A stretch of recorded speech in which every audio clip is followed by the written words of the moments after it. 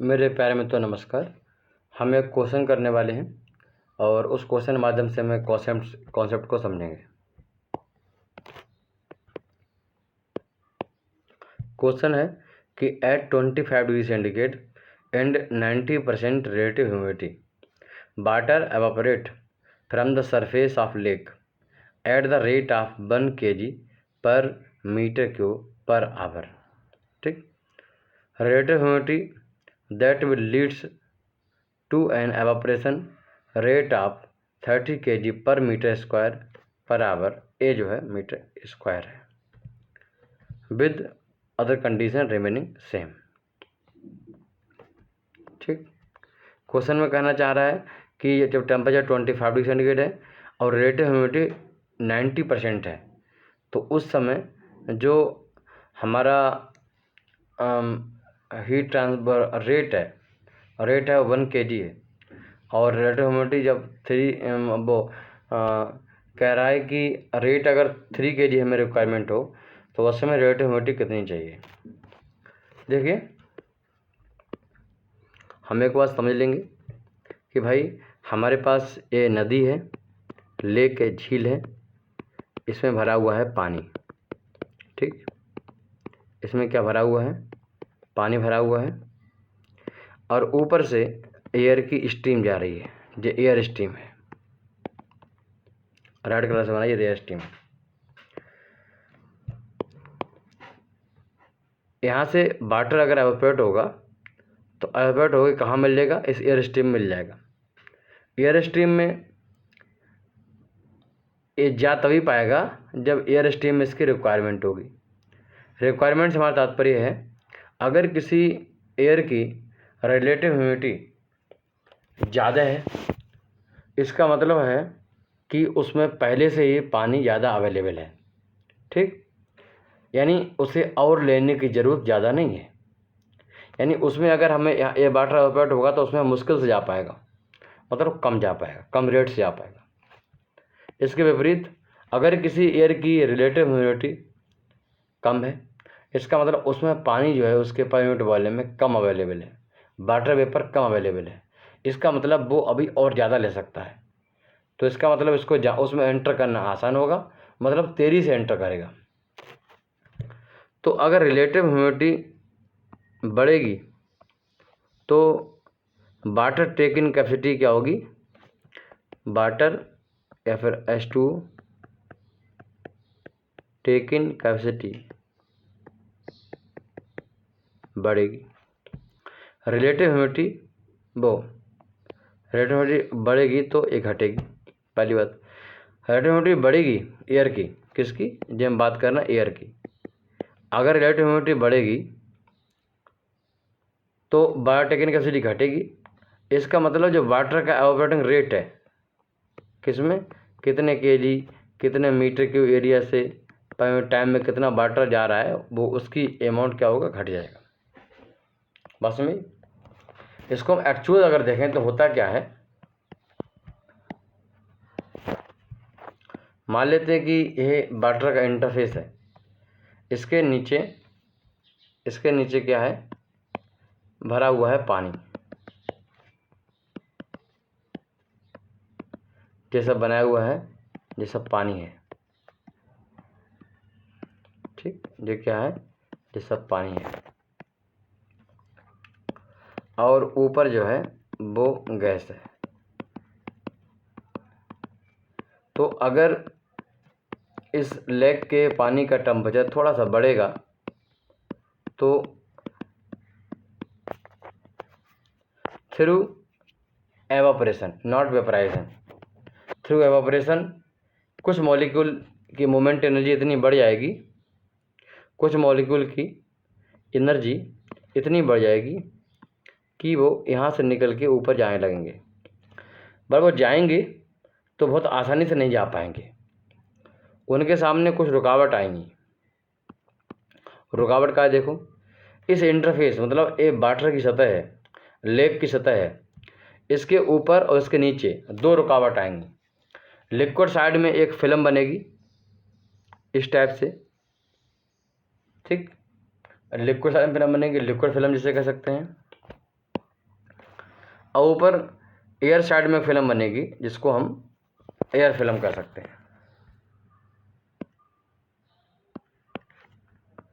ये वाली जो फिल्म है इसको हम गैस फिल्म कहेंगे क्योंकि ये गैस साइड में है। फिल्म एक तरीके से सुरक्षात्मक एक सिक्योरिटी है जो अपनी सीमा में आने से रोकेगी, एक रेजिस्टेंस क्रिएट करेगी। और नीचे वाली फिल्म बनेगी जिसे हम लिक्विड फिल्म कहेंगे, जो लिक्विड साइड में होगी, यह अपनी सीमा से बाहर जाने को रोकेगी, ये भी रेजिस्टेंस लगाएगी। तो ओवरऑल देख सकते हैं कि दो फिल्म है, एक गैस फिल्म ऊपर की ओर, लिक्विड फिल्म नीचे की ओर, और बीच में इंटरफेज, ठीक, जिसे हम लिक्विड एयर इंटरफेज या लिक्विड गैस इंटरफेज कह सकते हैं। यहाँ पर गैस जगह पे एयर है, दिस ब्लैक लाइन से। नीचे लिक्विड ही लिक्विड है, इसको हम बल्क लिक्विड बोल सकते हैं, लिक्विड बल्क। ऊपर सिर्फ गैस है या फिर एयर है, इसे एयर बल्क कह सकते हैं, बल्क एयर कह सकते हैं, बल्क गैस बोल सकते हैं। तो यहाँ पर जो हमने एग्जाम्पल जो सेट किया है वो flow of water through evaporation from lake to atmosphere. Example लिख लो इसका।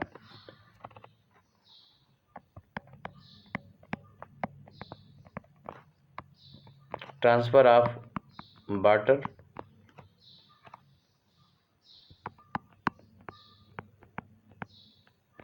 Through evaporation, not vaporization, evaporation from lake or river to atmosphere।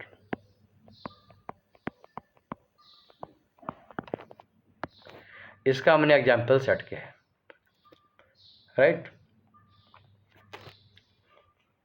तो ये जो दोनों हमने फिल्म बनाई है, गैस फिल्म और लिक्विड फिल्म, इनका रेजिस्टेंस जितना ज़्यादा होगा उतना ही इसको बाधा आएगी लिक्विड से गैस में ट्रांसफर होने में, ठीक। तो सारा का सारा जो रेजिस्टेंस है हम मान सकते हैं कि वो यही काम करता है, सारा का सारा रेजिस्टेंस जो है यही काम करता है। देखो here it can be assumed all resistance works upon interface। सारा रेजिस्टेंस इंटरफेज पे काम करता है। इसमें देखा गया है कि नॉर्मल कंडीशन में, अभी जब दोनों हमने नॉर्मल कंडीशन में 1 kg per metre square per hour अगर मुझे रेट ऑफ एवापोरेशन मिल रहा है, यानी ये दोनों जो रेजिस्टेंस हैं अगर वह हैं प्रेजेंट हैं, तो उस समय अगर इतना मिलता है तो अब्सेंस ऑफ रेजिस्टेंस, जो दोनों फिल्म रेजिस्टेंस अगर हटा दी जाएं तो जो मास ट्रांसफर रेट है वो 600 गुना हो जाता है, 1 किलो से बढ़कर 600 kg। ठीक, मतलब इतना ज़बरदस्त सिक्योरिटी सिस्टम है। तो कहने मतलब जो है, जो सबसे ज़्यादा यहाँ पर मास ट्रांसफर को चेक करता है, वो क्या चेक करता है, रोकता है, वो कौन सा फैक्टर है, वो हमारा है गैस फिल्म और लिक्विड फिल्म का रेजिस्टेंस। फिर सबसे ज़्यादा लिक्विड फिल्म का रेजिस्टेंस, यानी एक बार वो उसे दिक्कत सबसे ज़्यादा आती है लिक्विड फिल्म की जो जोन है उसको पार करने में, फिर थोड़ी दिक्कत आती है गैस फिल्म के जोन में एंट्री करने में, और फिर उसे कोई दिक्कत नहीं, फिर वो बल्क में डिफ्यूज हो जाता है, बल्क गैस में डिफ्यूज हो जाता है। यहाँ पर सबसे महत्वपूर्ण बात है कि वो कौन सी चीज़ है जो लिक्विड को लिक्विड जोन से गैस जोन में जाने के लिए ज़रूरी है। तो मैंने आपको बताया वो ज़रूरत है रिक्वायर्ड ड्राइविंग फोर्स। और ड्राइविंग फोर्स क्या है? रिलेटिव ह्यूमिडिटी, वो रिलेटिव ह्यूमिडिटी। रिलेटिव ह्यूमिडिटी मैंने आपको बताया कि अगर किसी भी गैस मीडियम की, यहाँ पर हम ह्यूमिडिफिकेशन एग्जाम्पल लिया है, तो हम किसी ऊपर हमारा जो एयर मीडियम है, इस एयर मीडियम में जो वाटर वेपर ज़्यादा अवेलेबल है, मतलब रिलेटिव ह्यूमिडिटी ज़्यादा है, तो रेट ऑफ एवापोरेशन कम मिलेगा। अगर कम है रिलेटिव ह्यूमिडिटी तो ज़्यादा मिलेगा। रिलेटिव ह्यूमिडिटी क्या होती है? जो रिलेटिव ह्यूमिडिटी होती है वो होती है किसी भी टाइम वाटर वेपर का उस एयर गैस मिक्सचर में कितना पार्शियल प्रेशर है और उस टेम्परेचर पर कितना वेपर प्रेशर है उस वाटर का, इन दोनों का रेशियो। ठीक। रिलेटिव ह्यूमिडिटी अगर 100% है, इसका मतलब है कि पार्शियल प्रेशर बढ़ता गया और वेपर प्रेशर के बराबर हो गया। ठीक।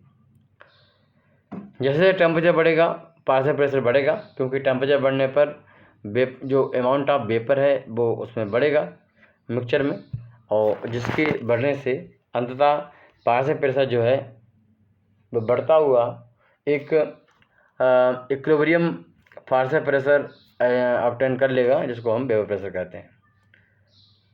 मतलब उसके बाद पार्शियल प्रेशर नहीं बढ़ेगा, फिर वेपर कंडेंस हो जाएगी।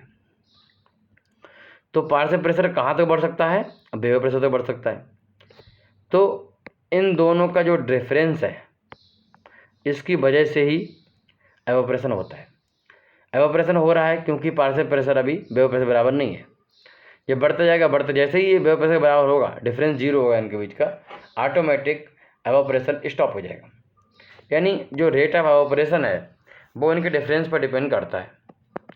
रेट ऑफ ई मान लेते हैं, वो इनके डिफरेंस पर डिपेंड करता है। बात समझ आ गई? तो यहाँ से अगर हम इसको हटाएं, एक कांस्टेंट लगा दें के,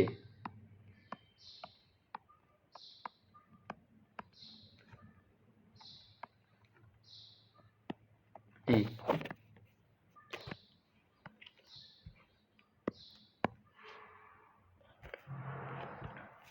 इतनी बात समझ आ गई?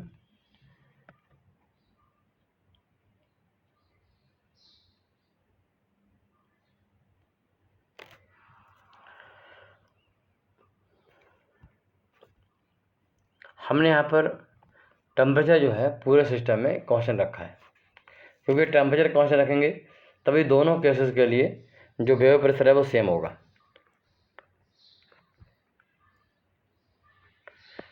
क्योंकि जो वेपर प्रेशर है किसी टेम्परेचर पर पूरा through out system temperature constant है। कह रहा है कि अदर कंडीशन, जैसे कि क्वेश्चन में कह रहा है टेम्परेचर वगैरह सब कांस्टेंट है, टोटल प्रेशर कांस्टेंट है, तो इसलिए हम इसको बाहर ले सकते हैं। तो 1 - PA bar upon PA not,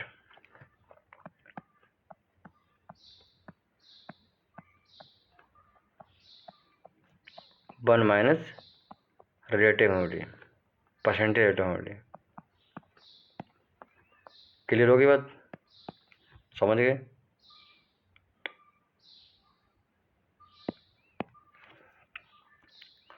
तो पहले केस के लिए कह रहा रेट ऑफ एवापोरेशन जो है 1 kg है, के कांस्टेंट है, डिपेंड करता है टेम्परेचर पर, उन कंडीशंस पर, सारी कंडीशन पर। PA नॉट है, 1 माइनस रिलेटिव ह्यूमिडिटी लगानी है, कितनी है? 90% है, तो मतलब 0.9 है। दूसरे केस में वो 3 हो जाती है। अगर बढ़ जा रही है इसका मतलब रिलेटिव ह्यूमिडिटी डाउन होगी।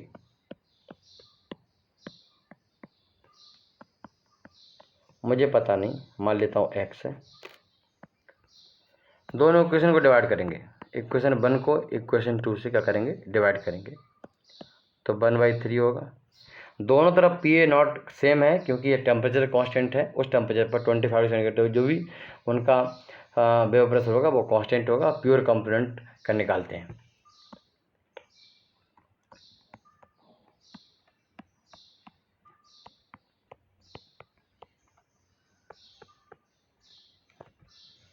क्रॉस मल्टीप्लाई करेंगे,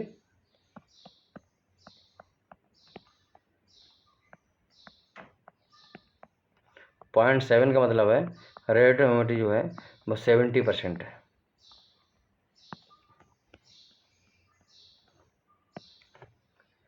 D is the right answer. ठीक, तो मुझे लगता है कि आपने थोड़ा सा कुछ सीखा होगा कि एक्चुअली अगर कहीं से वाटर एवोपरेट हो रहा है, किसी गैस मिक्सचर में मिल रहा है, तो वास्तव में उस गैस मिक्सचर रिलेटिव ह्यूमिडिटी किस तरीके से प्रभावित करती है और ये कब तक ऐसा होगा। इसमें एग्जाम में क्वेश्चन में न्यूमेरिकल में क्या होगा, एक क्वेश्चन जो है गेट 2010 में पूछा गया था, और ये बार्क एग्जाम में, गेट एग्जाम में, बार्क एग्जाम बीटेक्स के डिप्लोमा दोनों से पूछा जा चुका है।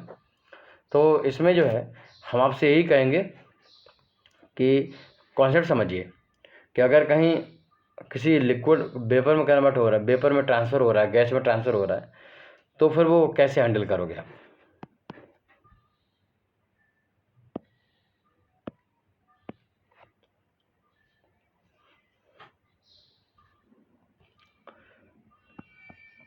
हैंड डालिएगा, मोशन ऑफ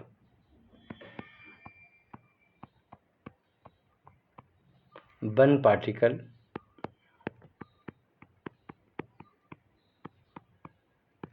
इन डिफ्यूजन। कभी भी आप देखोगे कि ये लिक्विड जोन है, तो पार्टिकल जो होता है वो डायरेक्टली नहीं पहुंचता है किसी पॉइंट पर। अगर यहाँ पर पहुंचना है, पार्टिकल यहाँ पर है, तो ये पार्टिकल इस तरीके से तब जाएगा, समझ गए। इसको अगर उसको पास करना है, इस लेयर को पास करना है, तो उसको बहुत तेज़ी से में टक्कर स्ट्राइक करना पड़ेगा, और आसानी से क्रॉस करने के लिए इसको परपेंडिकुलर टक्कर मारनी पड़ेगी। ठीक है, this is the perpendicular motion 90 degree पर।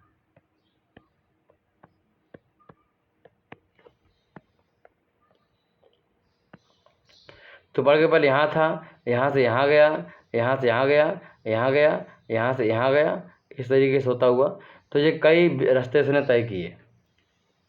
तो इसको बोलते हैं, देखिए यहाँ टर्म एक आता है free path.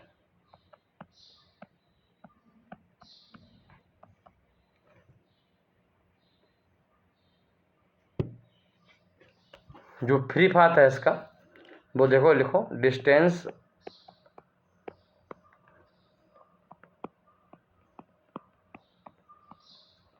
Travelled before collisions. अब इसने कई बार में रास्ता तय किया है ना, एक टक्कर लगी तो यहाँ से यहाँ आ गया, दूसरे टक्कर में यहाँ से आ गया, यहाँ से टक्कर इस तरीके से। तो यहाँ लिखो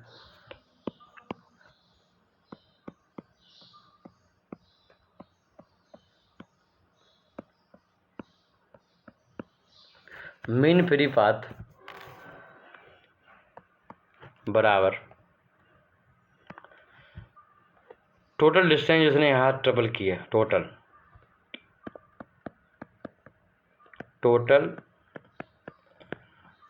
डिस्टेंस ट्रेवल्ड बटे नंबर ऑफ कोलिजन।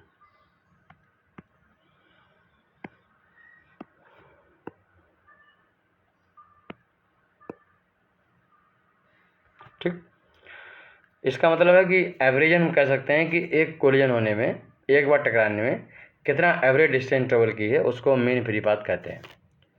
अगर मीन फ्री पाथ अच्छा है, ज़्यादा है, इसका मतलब है कि वो इफेक्टिवली तेज़ी से उसने उस पाथ को ट्रेवल किया है, मतलब डिफ्यूजन का रेट अच्छा रहेगा। अगर मीन फ्री पाथ कम है तो रेट ऑफ डिफ्यूजन डाउन हो जाएगा।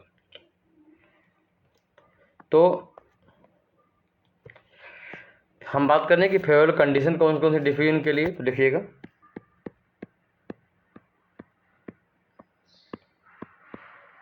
Favourable condition